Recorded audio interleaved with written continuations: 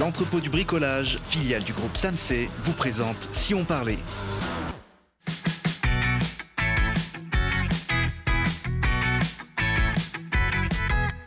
Ouais, parce que c'est important de regarder aussi ce qui se passe près de chez nous. Télé Grenoble vous donne la parole tous les jours du lundi au vendredi. Aujourd'hui, avec nos invités, on va parler du festival de ciné-concert Le Tympan dans l'œil, de l'association Chéri Chéri, passé maître dans l'art de l'effeuillage burlesque et de décoration lumineuse et écologique. Et pour parler de ces sujets, je reçois Vanda de Lullabies et Nina Bayol. Bonjour à toutes les deux. Bonjour. Vous êtes venus en tenue de cabaret, on est très heureux. Je suis très heureux de vous accueillir sur ce plateau. Vous êtes membre de l'association Chéri Chéri, organisateur de soirées autour de l'effeuillage burlesque. On verra ça tout à l'heure avec vous. En face, Sébastien Lagoutte. En face, c'est les garçons. Sébastien Lagoutte, bonjour. Bonjour. Créateur notamment de luminaires bio. Alors c'est comme ça que je les qualifie. On comprendra dans quelques instants l'univers dans lequel vous travaillez, qui est fait de technologies et de matériaux écolos. Et puis, dernier invité de cette émission, Damien Litzler. J'ai bien dit ? Oui, c'est ça, Damien Litzler. Bon, j'ai eu son frère la semaine dernière, donc je me suis entraîné à prononcer les prénoms, les noms de famille un peu compliqués. Organisateur du festival de ciné-concert Le Tympan dans l'œil. Tympan dans l'œil, ça veut dire qu'on écoute avec les yeux ou est-ce que ça veut dire qu'on regarde avec les oreilles ? C'est un petit peu les deux. Effectivement, c'est un mélange de musique et de cinéma à l'écran avec un groupe qui joue en live pour accompagner une projection de films, de documentaires ou de dessins animés. Voilà. C'est la 9e édition qui va démarrer à la fin du mois à Grenoble. C'est un festival un petit peu atypique. Il n'y en a pas énormément des festivals de ciné-concert en France. Non, c'est ça. Il doit y en avoir 3 ou 4 maximum. On l'a monté en 2010 avec la volonté de proposer un petit peu tout ce qui se fait en matière de ciné-concert, aussi bien au niveau des registres cinématographiques que des univers musicaux, avec des propositions aussi pour les plus jeunes à partir de 2-3 ans. C'est important pour nous, il y a vraiment des spectacles de qualité qui se font pour les petits.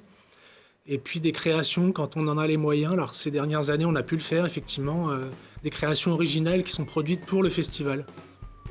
Les musiciens qu'on voit là en train de jouer en rapport avec le film qui est projeté, ils composent la musique à partir de l'image, ils prennent des morceaux qu'ils ont déjà utilisés ailleurs pour les réadapter. Comment ça se passe ? Les deux sont possibles, mais le plus souvent c'est quand même à partir d'une page blanche que la création se fait. On regarde le film un certain nombre de fois, on le découpe, on essaie de voir les différentes séquences et les émotions et les ambiances et le rythme qui collent à chacune de ces séquences. Et puis en fait ensuite on crée des parties musicales qui viennent s'enchaîner tout au long du film. Il y a les bruitages aussi qui peuvent être importants au-delà de la musique, on va dire, plus classique. Oui, alors notamment sur des projets jeunes publics, sur des dessins animés, il y a pas mal de bruitages qui peuvent se faire à la voix ou avec tout type d'objets sonores, des papiers, des cartons, etc. Il y a beaucoup de choses utilisées pour ça. Faut être créatif. Ce sont des musiciens spécifiques, on se spécialise dans le ciné-concert ou pas forcément ? Non, les musiciens sont amenés à créer un ciné-concert en général parce qu'ils sont sollicités par un festival, un cinéma ou une salle de spectacle pour monter un ciné-concert. Mais le plus souvent, c'est des musiciens qui font une carrière en parallèle. Alors je dis ça, mais moi en tant que musicien avec mon groupe SZ, c'est vrai qu'on s'est spécialisé depuis une dizaine d'années et aujourd'hui on ne fait plus que ça. C'est ce qu'on voit, c'est les images qu'on avait juste avant. Vous êtes l'exception qui confirme la règle, comme on dit. Les choix des films, comment vous faites au-delà donc des groupes qui vont les illustrer, vous les choisissez comment ces films ? Alors on les choisit en équipe, on est 7 ou 8 à se réunir régulièrement pour ça. Et puis on choisit aussi en fonction de certaines propositions, certaines envies que peuvent avoir les salles partenaires de l'événement. Et on essaie de construire comme ça une programmation. Il y a à la fois des films de patrimoine en noir et blanc, muets, et des films plus récents qui peuvent être parlants. Cette année, on en a 2, des films parlants. Comme je vous disais, des propositions jeunes publics et parfois des BD-concerts ou des concerts dessinés comme on a pu avoir, comme on va avoir cette année. Alors, parmi les films parlants de l'édition 2018, il y aura un film de Spielberg, un ancien qui s'appelle Duel, et puis le film Fargo des frères Cohen. Là, c'est un film effectivement avec des acteurs qui jouent. Comment on coupe le son ou les musiciens s'adaptent ? Comment ça se passe ? Effectivement, dans le cas d'un film parlant, alors le plus souvent c'est un film anglophone ou hispanophone, donc qui est projeté en VO sous-titré. Il y a les sous-titres, c'est déjà ça. Il y a les sous-titres pour suivre le film et suivre l'histoire. Et les musiciens vont utiliser la bande-son originale du film comme si c'était un musicien supplémentaire, c'est-à-dire en montant par moments les dialogues et les ambiances musicales qu'il peut y avoir dans la bande-son originale, et pour d'autres moments, baisser complètement la bande-son et proposer ce qu'ils ont créé pour l'occasion. Vous projetez le film en entier à chaque fois ? Et le film est projeté en entier à chaque fois, voilà. Oui, donc ceux qui n'ont pas vu Fargo, à la limite, ils ont une séance de rattrapage, je crois que c'est le 30 novembre à la Bobine. C'est ça, 20h30 à la Bobine. Bon, dans une autre ambiance, on va dire, qu'une salle de cinéma classique, évidemment. La plupart des films ont des musiques de films. Comment ça se gère, ça, également ? Comme je vous le disais, si c'est des films parlants avec des bandes-son déjà existantes, il y a souvent un musicien sur scène qui va jouer avec cette bande-son. Qui va accompagner, enrichir la bande-son. Oui, voilà, ou baisser complètement sur un certain nombre de passages, baisser complètement la bande-son du film pour proposer la musique qu'ils ont créée pour l'occasion. Alors, vous parliez des salles partenaires. C'est vrai que le festival se balade un petit peu partout dans l'agglomération du 28 novembre au 8 décembre. C'est quoi ? C'est plutôt des salles de ciné ou plutôt des salles de concert ?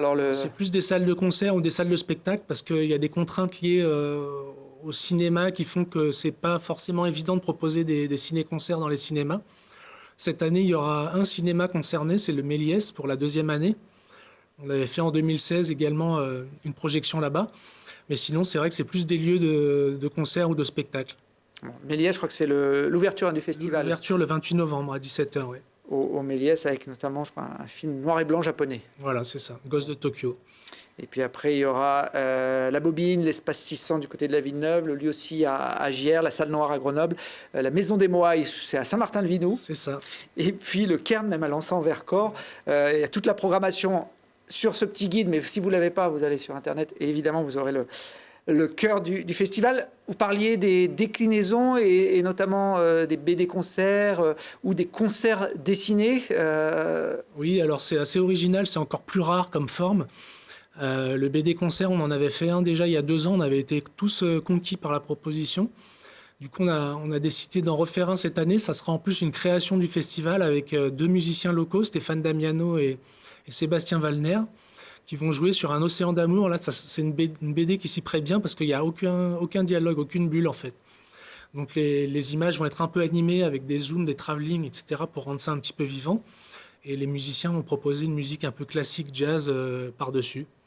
Et on aura aussi le mercredi 5 décembre à la Maison des Moailles à Saint-Martin-de-Vinoux un concert dessiné. Alors ça, c'est la première fois qu'on le propose. Il y a un dessinateur il y a des musiciens, 2 musiciens qui proposent des titres, notamment des reprises. Et le dessinateur s'en inspire de cette musique pour créer des dessins en temps réel qui sont projetés à l'écran. Voilà, ça va être très sympa aussi. C'est ce qu'on voit, CMD, qui est un dessinateur connu sur l'agglomération grenobloise, qui se prêtera à l'exercice. Donc son inspiration va dépendre du talent des musiciens. Voilà, c'est ça. Il faut qu'il soit bon. On lui souhaite de réussir cette première expérience le 5 décembre. Le festival qui se déroule jusqu'au 8. Merci. Damien, je ne sais pas, Nina et Vanda, s'il y a des musiciens qui jouent en live sur vos prestations. Pas sur les nôtres, mais ça peut arriver dans les spectacles burlesques. Il faudra peut-être avoir une déclinaison de concert cabaret, concert effeuillage. Il y a encore un truc à développer dans les années à venir. Alors avec vous, on va parler de votre association Chéri.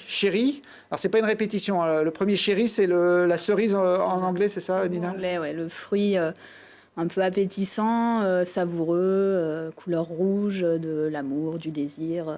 Qu'on a envie de croquer. C'est ça. La cerise, même si à Grenoble, c'est la noix, qui est normalement le fruit emblématique. C'est moins sexy que la noix. Voilà, j'ai essayé de placer ma noix, mais bon, c'est sûr que dans ce que vous faites, c'est pas forcément facile à utiliser. C'est un collectif récent qui s'est créé pour développer la scène burlesque sur l'agglomération grenobloise. Alors, il y a du glamour, de la poésie, de l'histoire, de la confiance en soi et de la joie. C'est ce que j'ai trouvé sur votre page d'accueil. Ouais, on est tout jeune. En fait, on a créé l'association cette année, en début d'année, suite à une première soirée qu'on a faite, qui a très bien marché, qui a conquis le public puisqu'il est revenu la 2e. Et du coup, on essaye de conquérir un peu plus. Donc voilà, on est 4 dans l'asso à l'origine. Petit à petit, on essaye d'intégrer d'autres gens, parce que l'idée, c'est de faire grossir l'association et de proposer plein de choses différentes aussi. Donc on a notamment notre stage kitten, donc qui est la femme qui ramasse les affaires qu'on effeuille. Est-ce que moi j'ai un peu de mal avec l'anglais, stage kitten. Stage kitten. Et la ramasseuse. L'accessoiriste. C'est moins joli. C'est moins.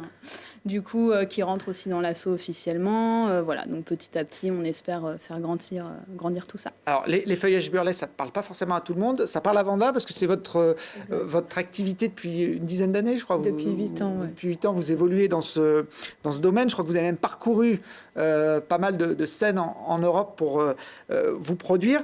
Comme vous êtes une artiste reconnue dans ce domaine, vous avez les moyens de vous payer un assistant pour vous aider à vous déshabiller dans votre tâche. Non, en général, il y a un assistant pour un spectacle donné. Là, sur les images qu'on est en train de voir, l'assistant, il n'est que pour vous. Exact, c'est le numéro de la créature du Black Lagoon. C'est un numéro qui rend hommage à ce film des années 50. C'est lui qui vous déshabille, entre guillemets, mais j'ai l'impression que vous maîtrisez quand même la situation. Les artistes qui travaillent dans cet univers font souvent référence d'ailleurs à des époques, années 50 ou années 30. C'est votre cas aussi? Oui. En fait, le burlesque est on va dire un spectacle de divertissement dans lequel on va utiliser les codes du striptease qui va des années 20 aux années 60. Et ça peut être à la fois glamour, où on peut apporter de la poésie, un côté très, très, très théâtral. Du coup, c'est selon l'univers du performeur, selon sa personnalité, il peut apporter plein de choses. Qu'est-ce qui vous a amené vers cet univers, vers ce type de spectacle? C'est pas évident, même si on n'est pas dans du striptease, on va dire classique, on s'offre quand même au public. Mais écoutez, je suis allée voir des spectacles sur Paris. Et c'est vrai que tout l'univers, j'avais vraiment l'impression de voir un tableau vivant qui se déroulait sur scène. Et de pouvoir proposer comme ça à l'infini une palette de personnages. Donc c'est vraiment ça qui m'a plu, le mélange entre la danse, le théâtre, les costumes. Ça m'a vraiment parlé. Ça s'apprend? Il y a des écoles où on apprend un peu sur le tas en montant sur scène? Oui, il y a des cours qui sont donnés. D'ailleurs, on va en parler, je pense. Oui, vous avez le projet aussi de développer un peu ça sur Grenoble. Ouais. Et vous êtes passé aussi par cette voie? J'ai pris un petit peu des cours, oui. Mais sinon, c'était plutôt autodidacte, en regardant des films que j'avais envie de transposer sur scène et de rendre hommage à ces films-là. Nina, aujourd'hui, on peut apprendre les feuillages burlesques sur Grenoble ou c'est encore en projet? Sur Grenoble, il y a déjà eu des femmes qui ont proposé des cours d'effeuillage. Ça n'a pas forcément perduré, soit parce qu'elles sont parties de la région, soit pour d'autres raisons. Et du coup, dans l'idée, samedi, on a un premier cours qui est fait par une des artistes qu'on fait venir pour le week-end. Qui sera samedi après-midi. Et du coup, par la suite, on va faire venir notamment une professeure de Lyon qui viendra en janvier. Et ensuite, c'est Vanda qui prendra la suite. Donc, si on veut apprendre à marcher avec des talons, à enlever élégamment une paire de gants, un boa ou autre. Parce qu'il y a un vrai jeu de scène. Voilà, il y a tout un jeu de scène, à trouver des mimiques de visage ou autre. Et vous pourrez vous tourner vers Vanda et apprendre tout ça. Alors, vous le disiez, vous êtes lancé dans l'organisation de soirées sur Grenoble depuis quelques mois. On voit des images d'ailleurs d'une des dernières. Vous avez fait ça le comble à chaque fois. Il y a un public pour ce type de spectacle. Il y a vraiment un public. Après, il y a des gens qui connaissent déjà, soit parce qu'ils ont des affinités, notamment à travers le tatouage, ça peut venir de là, ça peut venir de plein de... Enfin, les feuillages, on y vient un peu sans vraiment savoir par où, mais on y arrive à un moment donné et en général, on n'en sort pas vraiment. Et du coup, il y a un public pour ça à Grenoble. Après, on essaye de conquérir petit à petit un nouveau public. Et c'est ça l'idée, c'est qu'une fois qu'on y vient, en général, on a envie d'y revenir. Vanda, j'ai l'impression qu'il y a un public plus féminin que dans un spectacle de striptease classique, où en général les hommes sont quand même en majorité. Complètement. Petit à petit, on a des hommes qui viennent voir les spectacles, souvent qui sont... amenés par leurs copines. Amenés par leurs copines, exactement. C'est le comble. C'est ça. Mais en général, ça plaît vraiment aux femmes. Je pense le fait d'être, en tant que femme, d'être son propre metteur en scène et de pouvoir imposer ses idées, d'avoir tout, ces costumes, ce décor, tout ça. Je pense que ça touche peut-être la sensibilité un petit peu. Oui, puis vous jouez peut-être aussi un peu plus de la femme-objet que dans un striptease classique où, en général, le rapport avec le public n'est pas le même. Oui, là, on est vraiment là pour divertir femmes et hommes, tout public. Donc, je pense que ça parle aux femmes. Il y a aussi un énorme côté d'autodérision. Ouais. Les femmes qui montent sur scène ou les hommes, comme on peut le voir dans certains des extraits, ont énormément d'autodérision et c'est ça qui fonctionne aussi. C'est que du coup, ils donnent une impression de vraie confiance en soi parce qu'en fait, c'est un gros travail sur soi de venir se mettre à nu. Et du coup, ils en jouent en fait.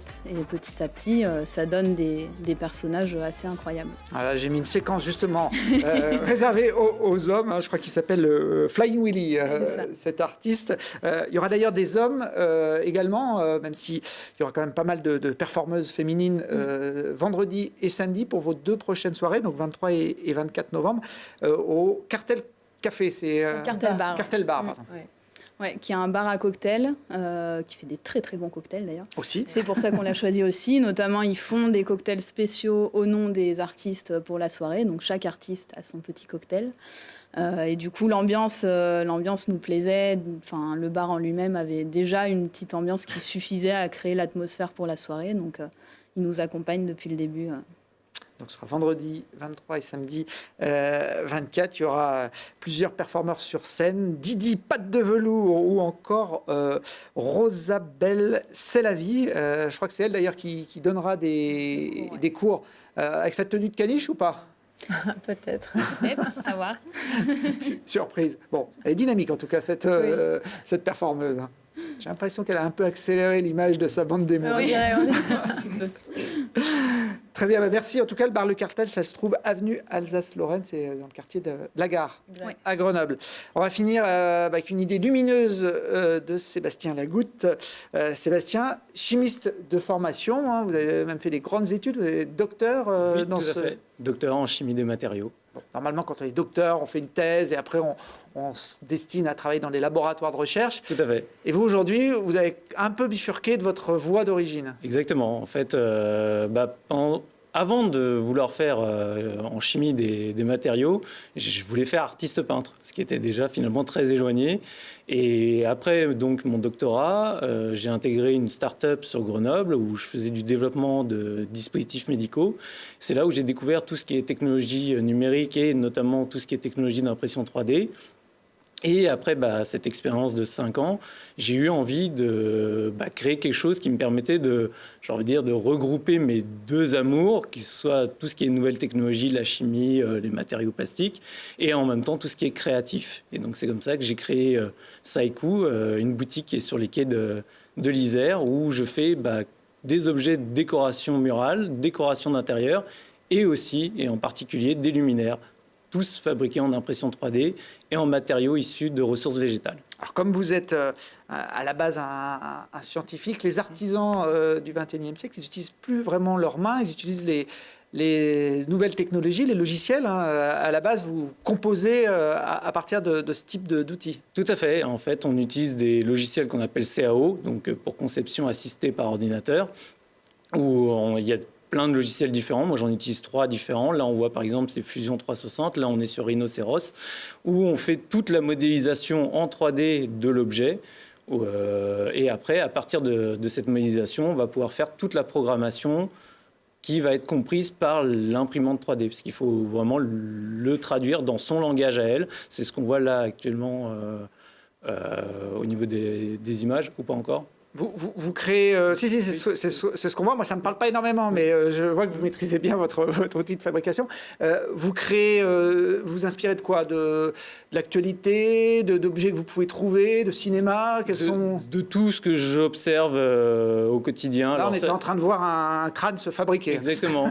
Et donc, en fait, l'inspiration, ça peut être autant, j'ai envie de dire, du rétro, parce que je vais faire des luminaires en style art déco, art nouveau, style japonais vraiment... anciens, comme des choses hyper modernes en géométrie avec des triangles de partout. Enfin, c'est vraiment selon ce que j'observe, ce que je vois, et et j'ai envie de dire selon mon inspiration du moment. On commence un design, souvent ça dérive sur 2 ou 3 et on n'en retient finalement qu'un seul à la fin et qui des fois ne correspond pas tout à fait à ce qu'on avait comme idée au départ. Alors, vous avez amené quelques-uns de vos objets que l'on voit voilà, là, sur ce plan du studio, des luminaires, mais aussi des objets de décoration. Oui. Tout à partir d'une matière plastique. Exactement. Donc tout est en PLA. C'est un plastique qui est issu de ressources végétales au lieu d'être issu du pétrole. Donc, c'est bien de ne pas être dépendant du pétrole en ce moment. Tout à fait. Mais c'est un plastique maintenant qui se démocratise partout, puisque par exemple tout ce qui est sacs jetables, si vous en trouvez encore éventuellement dans certains magasins, ils sont tous maintenant en PLA, parce que c'est une obligation. Parce que c'est un plastique donc, qui est déjà biosourcé, donc issu de ressources végétales au lieu d'être issu du pétrole, mais il est également biodégradable en industrie.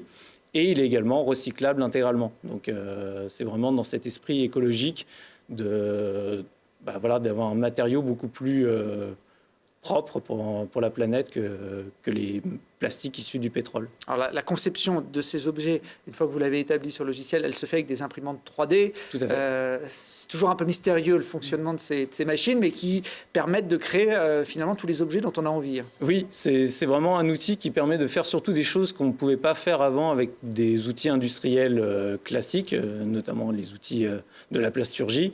Et donc c'est ce qui permet justement de faire des designs complètement innovants par rapport à ce qu'on faisait avant. Et c'est ça que je trouve fantastique dans ce domaine, c'est qu'en plus, ça nous permet vraiment de voir l'objet se faire sous nos yeux, quoi. Alors même si c'est très long, hein, parce que souvent sur les vidéos, on met en accéléré. Et là, c'est ce qu'on a fait. On a fait comme tout à l'heure pour... C'est une vidéo qui, en fait, c'est un abat-jour, c'est une suspension qui met 24 heures d'impression. Donc, où j'ai mis une caméra qui a pris une photo régulièrement et puis après qui a refait une vidéo en accéléré. Mais c'est pour ça que sur la vidéo, on voit un moment il fait nuit, c'est parce que un moment j'ai éteint la lumière. Voilà, j'ai éteint la lumière, j'ai quitté la boutique et l'objet a continué à se fabriquer même quand j'étais plus là. Bon, c'est des petits filaments de plastique avec l'imprimante, mais au fur et à mesure pour créer l'objet que vous lui avez commandé. Ça coûte combien vos objets, puisque vous faites rien, en fait, vous faites qu'appuyer sur des boutons. Alors, je fais énormément de choses sur les machines. Il y a énormément de travail manuel, même si finalement la fabrication de l'objet en lui-même, c'est la machine. Il y a toutes les étapes préparatoires, il y a aussi toutes les étapes de finition. Et après, les objets, ça va surtout dépendre de la taille et de la complexité de l'objet. Donc, je vais avoir des tout petits luminaires, par exemple, qui commencent à 25 € ou des petits objets de déco qui commencent entre 10 et une trentaine d'euros. Et après, plus le luminaire est imposant, plus ça augmente au niveau des tarifs. On voit quelques images de votre boutique située quai Claude Bernard à Grenoble. C'est une boutique atelier. Vous ne vendez que ce que vous produisez. Exactement. Et du coup, les gens viennent voir directement les créations. Et c'est ça que j'adore au niveau du contact avec les clients, c'est qu'ils viennent et souvent, il y a un modèle qui leur plaît, mais ils disent « Ah oui, mais par exemple, il me plaît, j'aurais aimé qu'il soit dans cette couleur-là. » Et je leur dis « C'est pas un souci, puisque justement, c'est moi qui les fabrique. Donc du coup, je vous le refait exactement dans la couleur que vous voulez. » Et donc, comme ça, on compose véritablement les intérieurs à la carte. Voilà, de chacun de mes clients. Tout le monde repart finalement presque avec son luminaire ou sa décoration murale à lui, quoi, où il y aura vraisemblablement peu d'exemplaires similaires. Vanda, j'ai trouvé dans la collection de Sébastien un modèle qui pourrait vous correspondre. Regardez, c'est celui-là. J'ai l'impression que c'est vous avec votre partenaire de spectacle. Non. Par contre, c'est intéressant au niveau des costumes. Il y a peut-être des choses à faire en 3D.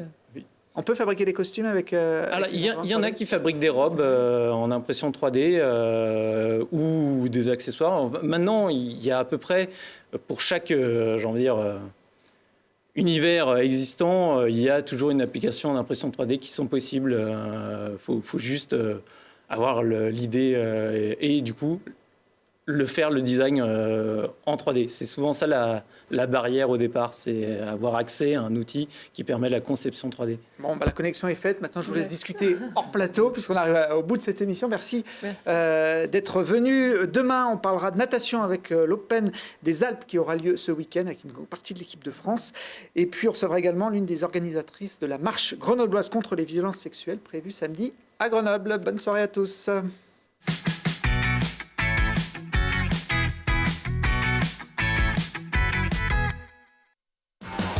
L'entrepôt du bricolage, filiale du groupe SAMC, vous a présenté Si on parlait.